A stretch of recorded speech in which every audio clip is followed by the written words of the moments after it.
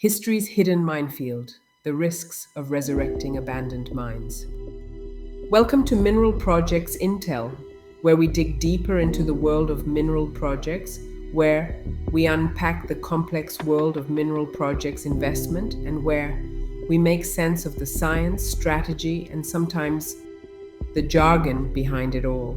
If you've ever wondered why, with the current fantastic gold prices, we are not just literally diving into all the old disused mines and exploiting the gold price boom, you're in the right place.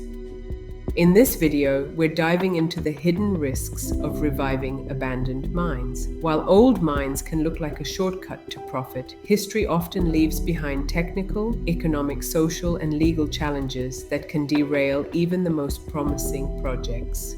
We'll explore why mines are closed, what pitfalls remain underground, and why understanding these hidden legacies is critical before considering a restart. Abandoned mines often look like opportunity.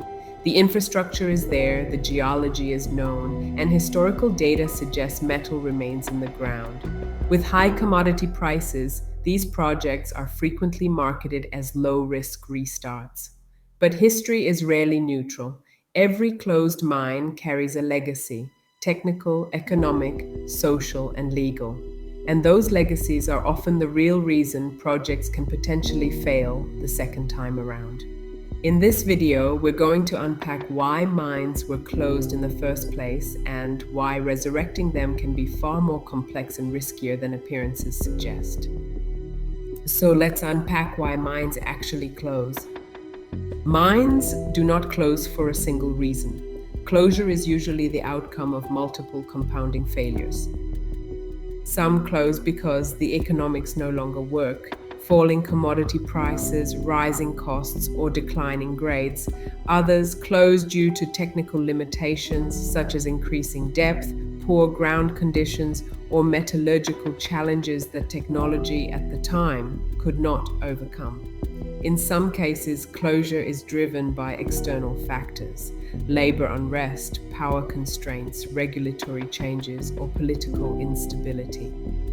Importantly, many abandoned mines were marginal long before closure. Production may have continued by selectively mining high-grade areas, deferring capital, or accepting increasing risk. When these buffers finally disappear, closure becomes inevitable. Mines often close for geological reasons such as ore depletion, declining and increasingly variable grades, loss of continuity due to faulting or pinching of ore zones, and growing structural complexity that disrupts efficient mining. As mining advances, remaining mineralization is frequently lower grade, more fragmented, or geologically unpredictable, leading to higher dilution and reduced recoverability. Changes in mineralogy, depth-related conditions, or weaknesses in the original geological model can further undermine confidence, making safe and economic extraction impractical even though mineralization may still be present. Mining-related closures typically result from increasing depth, deteriorating ground conditions, and rising dilution as the easiest ore is mined first. Remaining material is often narrower, harder to access, and located in areas with compromised or poorly mapped old workings. Ground support requirements increase, productivity declines, and mining methods that once worked may no longer meet modern safety or cost standards. As operational risk and unit costs rise, mining becomes uneconomic even if mineralization remains. Processing and metallurgical challenges can also force mine closure when the remaining ore becomes harder or more expensive to treat.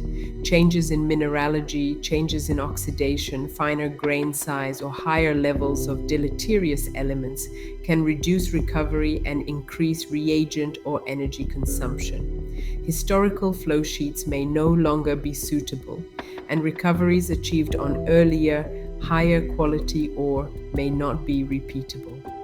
When metallurgical performance declines and plant upgrades are not economically justified, continued operation becomes unviable. Economic factors often trigger mine closure when revenues can no longer cover rising costs and capital requirements. Falling commodity prices, declining grades, increasing mining and processing costs, and higher sustaining capital can erode margins over time. As operations move deeper or become more complex, unit costs rise faster than revenue, and projects that were once profitable become marginal or loss-making.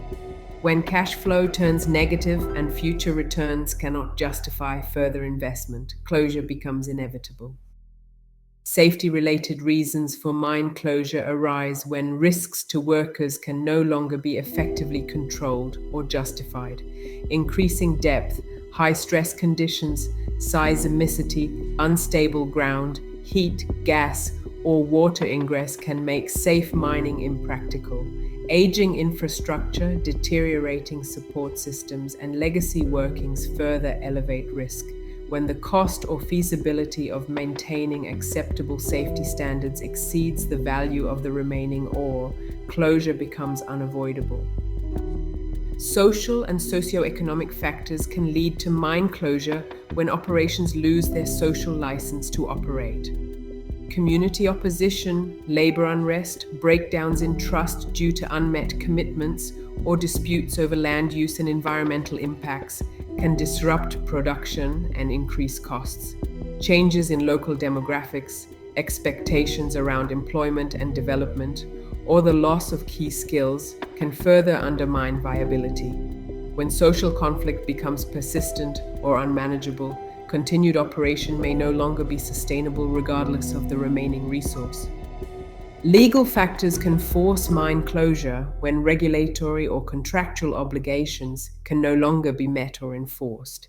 Changes in mining, environmental, or labor laws, loss or non-renewal of permits, disputes over mineral rights or land access, and unresolved rehabilitation or water liabilities can halt operations.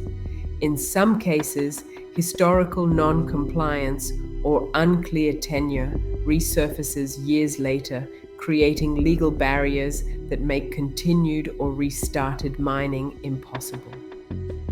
In the next video, we shall discuss the factors to be considered before an old mine can be considered a good speculative investment to reopen. If you're evaluating a mine restart, the real question isn't what was mined before, it's why it stopped. If you found this useful, like, subscribe, and share for more mining insights. Because in the world of mineral projects, knowledge isn't just power, it's value. Thanks for watching.